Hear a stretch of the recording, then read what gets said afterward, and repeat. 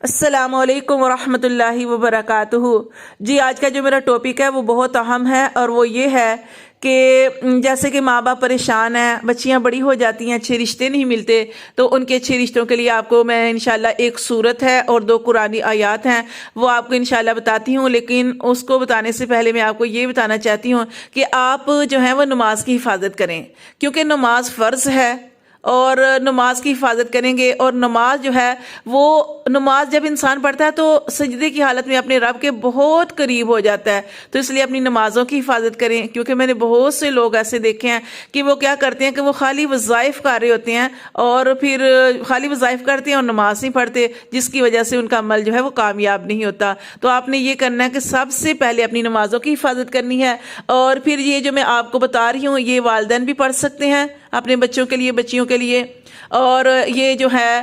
بچے یا بچیاں اپنے لیے یہ پڑھ سکتے ہیں۔ تو کیا کرنا ہے کہ سورۃ رحمان جو ہے وہ پورے دن کے اندر آپ نے کسی بھی ٹائم پہ آپ نے سورۃ رحمان کی ایک بار تلاوت کرنی ہے۔ سورۃ رحمان جو ہے اس کو قرآن مجید کی زینت سورت کہا جاتا ہے، اور اس کو قرآن مجید کی دلہن بھی کہا جاتا ہے۔ تو یہ سورۃ رحمان ایک بار آپ نے پڑھنی ہے۔ اس کے بعد آپ نے یہ کرنا ہے کہ ایک دعا ہے، پارہ نمبر 20 آیت نمبر 24 سورۃ القصص،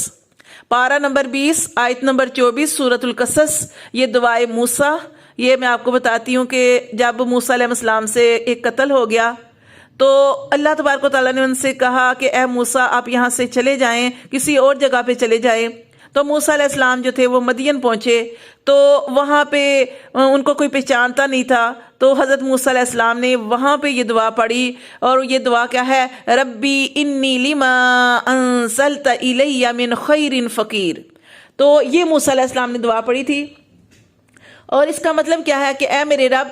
جو بھی بلائی تو میری طرف ناظر کرے، میں اس کا محتاج ہوں۔ تو آپ نے اس آیت کی تلاوت کرنی ہے 3 مرتبہ، یعنی 3 مرتبہ پڑھنا ہے اس آیت کو۔ اچھا، اس آیت کے بارے میں آپ کو اور بھی بتانا چاہتی ہوں کہ یہ وہ آیت ہے کہ جس کو آپ اس لیے بھی پڑھ سکتے ہیں، رشتوں کے لیے بھی پڑھ سکتے ہیں،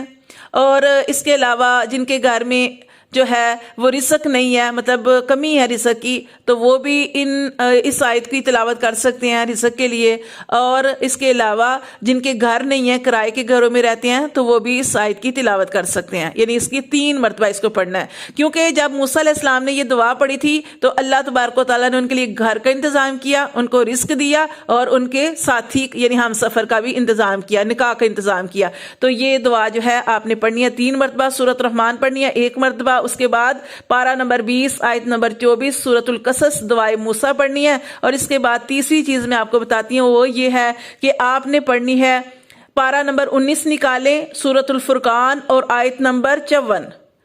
پارہ نمبر 19 سورۃ الفرقان آیت نمبر 54، یہ آپ نے پڑھنی ہے۔ یہ آپ کو بتاتی ہوں کہ کیا ہے یہ آیت، وَهُوَ الَّذِي خَلَقَ مِنَ الْمَاءِ بَشَرًا فَجَعَلَهُ نَسَبًا وَسِحْرًا وَكَانَ رَبُّكَ قَدِيرًا۔ اس کا ترجمہ بھی آپ کو بتا دیتی ہوں۔ اور اللہ وہ ذات ہے کہ جس نے پیدا کیا انسان کو پانی سے، فَجَعَلَهُ پھر بنا دیے اس انسان کے نَسَبًا وَسِحْرًا، اس کے نسبی رشتہ دار اور اس کے سسرالی رشتہ دار، وَكَانَ رَبُّكَ قَدِيرًا، اور بے شک تیرا رب ہر چیز پہ قادر ہے۔ ٹھیک ہے، یہ جو دعا ہے اس کو بھی آپ نے کیا کرنا ہے 3 مرتبہ پڑھنا ہے۔ تو انشاءاللہ تبارک و تعالیٰ آپ ان تینوں چیزوں کا اہتمام کریں گے، ایک مطلب کسی بھی ٹائم میں آپ نے بیٹھ کے اس کو پڑھنا ہے، اور یہ تینوں چیزیں آپ نے اکٹھی پڑھنی ہے۔ ٹھیک ہے، سورۃ رحمان اور یہ 2 آیات جو میں نے آپ کو بتائی ہیں، انشاءاللہ تبارک و تعالیٰ اس کی برکت سے آپ دیکھیں گے کہ آپ کے گھر میں رشتے چل کر آئیں گے انشاءاللہ تبارک و تعالیٰ۔ السلام علیکم۔